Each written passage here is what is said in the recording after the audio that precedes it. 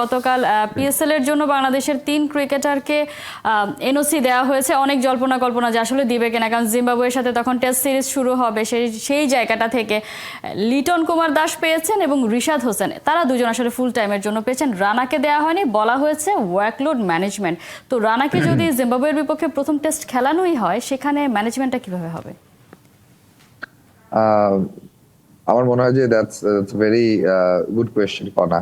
Workload ম্যানেজমেন্টের কথা বলেই তো তাকে সম্ভবত 5টা ম্যাচ মিস করতে যাচ্ছেন পেশোয়ার জালমির হয়ে এবারের মৌসুমে।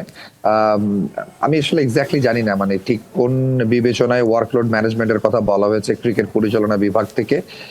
তবে মনে হয় যে একটা ম্যাচ খেলাবে, মানে আমার মনে হয় মেসেজ যেটা আসলে দেওয়ার কথা ছিল ক্রিকেট বোর্ড থেকে, সেই মেসেজটা একটু অন্যভাবে এসেছে। মানে মেসেজটা হয়তো এটা বলার ছিল যে আমরা একটা টেস্ট নাহিদ রানাকে খেলাবো এবং তারপরে আমরা তাকে ছাড়বো।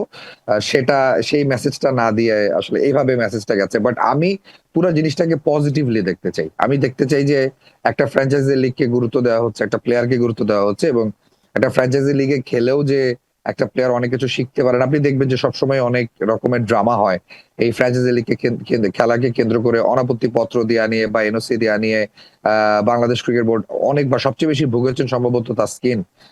বারবারই তাকে বলা হয়েছে যে ঠিক এই টুর্নামেন্টটা না, পরেরটা। It's really good to see যে বাংলাদেশের 3টা প্লেয়ারকে অনাপত্তি পত্র দেওয়া হয়েছে এবং তারা পিএসএল খেলতে যাচ্ছেন। আমি পার্সোনালি যদি আপনি আমাকে জিজ্ঞেস করেন, আইপিএল এর পল পিএসএল আমার দেখতে অনেক ভালো লাগে, কারণ পিএসএল এর ক্রিকেটটাও খুব ভালো হয়। পিএসএল এর broadcasting is very high quality broadcasting. আপনি যখন একটা টুর্নামেন্ট দেখবেন, সেই টুর্নামেন্টের খেলা যখন আপনি যেভাবে সেটাকে ব্রডকাস্ট করা হবে, সেটা যখন আপনার চোখকে আই সুদিং একটা টুর্নামেন্ট হবে, এবং সেই ব্রডকাস্টিং লেভেল যেটা বিপিএল নিয়ে বারবার বলা হয় যে ভালো ব্রডকাস্ট হয় না বিপিএল এ, সেইখানে পিএসএল এর broadcasting is a very high quality. এবং এরকম একটা টুর্নামেন্টে আপনি খালি চিন্তা করেন যে রিশাদ খেলছেন সাইম আইয়ুব কিংবা বাবর আজমদের সাথে, কটা টেস্ট খেলেছেন রিশাদ বলছি, বা ইয়ার কথা বলছিলাম, নাহিদ রানার কথা বলছিলাম, যে 10টা টেস্ট খেলেছেন, মাত্র 10টা টেস্ট খেলেছেন, এবং পুরো ক্যারিয়ার সামনে পড়ে আছে। একটা ড্রেসিং রুম যখন শেয়ার করবেন, এত বড় একটা টুর্নামেন্টে যখন যাবেন, কত কিছু শেখার আছে। ডাজন্ট ম্যাটার নাহিদ রানা কটা ম্যাচ খেললেন, প্রথম 5টা ম্যাচ মিস করলেন, তারপরের ম্যাচগুলোতে তাকে যদি নাও খেলায়, আমার কোনো মন খারাপের কোনো জায়গা নেই, কারণ তিনি যা শিখে আসবেন পিএসএল থেকে এটা অমূল্য, এবং এটাকে তিনি কাজে লাগাতে পারবেন। আমি আবারও যেটা বলছি যে রিয়েলি গুড টু সি যে লিটনকে বিশ্রাম দেওয়া হয়েছে।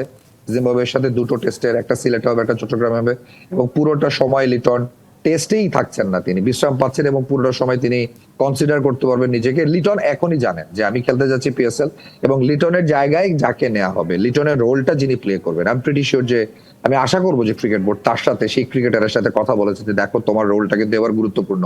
এবং বাংলাদেশের ক্রিকেটে এখন রিয়েলি হাই টাইম যখন আপনার রিজার্ভ বেঞ্চের প্লেয়ার গুলোকে ঝালিয়ে নেওয়ার সময় চলে এসছে। আপনার পঞ্চ পাণ্ডবের সেই দিন এখন আর নেই। সো আপনি ছোট দলের সাথে, অপেক্ষাকৃত দুর্বল দলের সাথে, আপনি আপনার রিজার্ভ বেঞ্চকে, যেগুলো ভারত কন্টিনিউয়াসলি করতে থাকে, অস্ট্রেলিয়া কন্টিনিউয়াসলি করতে থাকে, বাংলাদেশের ক্রিকেটে এখন সেই সময়টা এসছে। পিএসএল দিয়ে এই যাত্রাটা হোক, পিএসএল এর কারণে লিটন যাচ্ছেন, তার জায়গায় যে প্লেয়ার খেলবেন আমি আশা করি যে তিনি ভালো পারফর্ম করবেন এবং নিজের গুরুত্বটা বুঝবেন। এটা চিন্তা করবেন না যে লিটন নাই বলে আমি খেলছি, এটা চিন্তা করবেন যে তিনি সামর্থ্য রাখেন এবং নিজের সামর্থ্যটা যেন বুঝতে পারেন। সেটা লিটন, ঋষাদ তো এমনিতেও টেস্টের বিবেচনাতে নেই।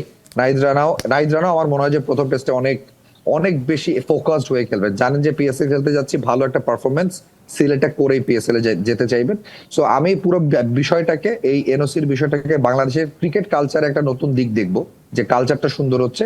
এরপরে যারা খেলতে যাবেন তারাও নিশ্চয়ই এরকম একটা প্রসেসের মধ্যে দিয়ে যাবেন।